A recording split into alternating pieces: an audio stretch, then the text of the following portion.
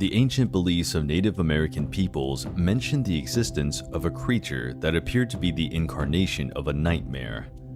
This terrible monster lived in the icy forests of the north, where it wandered in search of new victims, which it devoured to the bone with pleasure. Known as Windigo, it was a curse for fear and concern, especially among the Algonquin tribes, who inhabited northeastern North America near the Great Lakes region. Legend has it that Windigo is a macabre creature that lives in the material and spiritual world. It often resembles a human being in distorted forms, or can also have animal characteristics such as horns and sharp claws. As if its appearance were not already frightening enough, Windigo can also assume a spiritual form and possess a person's body, making them behave violently and cruelly. It was believed that Windigo emerged in the world when an awfully bad person committed heinous crimes, such as murder or cannibalism, and when that person dies, they return in the form of a Windigo. When it appears in the wild, Windigo already has the characteristics of a perfect hunter. It is tall, slender, with claws and teeth capable of tearing flesh, and can camouflage itself and imitate the human voice to attract its victims. Because they are associated with negative behaviors and thoughts, Windigos represent the worst in human beings. Evil can take on a grotesque physical form. Even though they are always searching for food, the Windigos remain hungry and thin. The skin of their icy bodies is always remarkably close to the bones. When a Windigo manages to devour a human being, it instantly increases in size. Thus, it will never be able to completely satisfy its hunger. For this reason, Windigos also represent the difficult winter months. For many ancient peoples, they brought with them hunger and cold, often leading to the despair of cannibalism as a means of survival in villages. The belief in Windigos even originated a medical term, Windigo psychosis, a syndrome where a person feels an uncontrollable desire to eat human flesh. Although this was a frightening legend, it was a warning for people not to cultivate the feeling of greed, and above all, that they can control their violent impulses. Otherwise, they would be the first to be hunted. On day 4 of decampment on Hastings, not everyone is willing to pack up and move in the pouring rain. You know what? You're starting to piss me off. City crews supported by the VPD, exercising restraint Put the bag in here, then we'll just take the... and compassion during a difficult task. I saw that. That's why I took it. I put it in the green one for you. The city says this process will repeat. You guys want to keep the goods or you want to store them? Okay. In order to keep the sidewalks clear of new tents and structures, as per the fire chief's order. Well, they go that way, I'm going to go this way. The Union Gospel Mission says the ongoing displacement changed the mood of this year's Easter meal. Every time we do a de-encampment without places for someone to go, it's a failure. The situation there is not sustainable. We've had fires, assaults. BC's premier maintains there is space for people to come inside.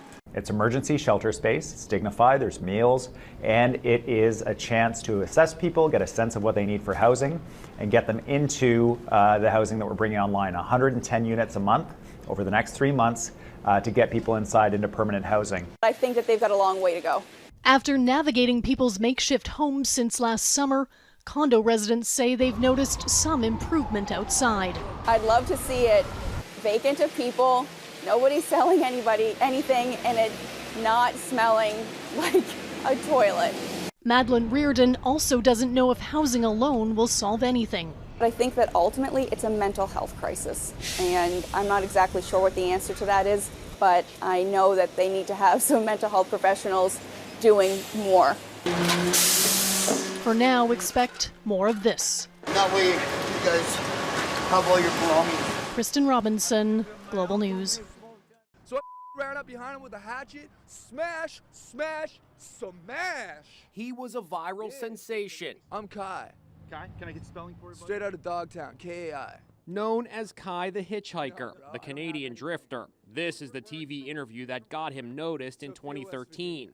He was the hero, coming to the aid of a woman being assaulted. What made you take the actions that you did?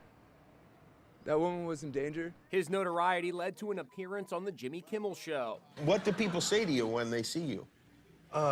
They say, hey, you're Kai. Hey, how you doing? I'm Steven. Pleasure to meet you, Steven. And this is Kai today. His appearance is much different. Notice the elaborate tattoo on the side of his face. All right. My name is Kai. K-A-I, straight out of Dogtown. This interview is taking place in prison. He's a convicted killer, and this is the first time he's speaking out since his conviction. This situation is hell. How did he end up here?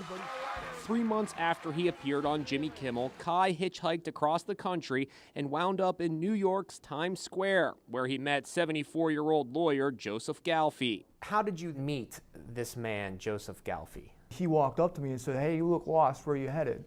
I told him I'm going over to Jersey, and he gave me a ride over to his place. He took the man up on his offer and spent 2 nights at his home. He claims he was drugged and then sexually assaulted. Then he said he fought back in self-defense. I sat up and I punched him in the face. And he was over top of me, and he shoved me into the bed. I was trying to get him away from me. I couldn't get him away from me. Kai fled to Philadelphia, where he was apprehended 4 days later. After the beating, did you realize how badly he was injured?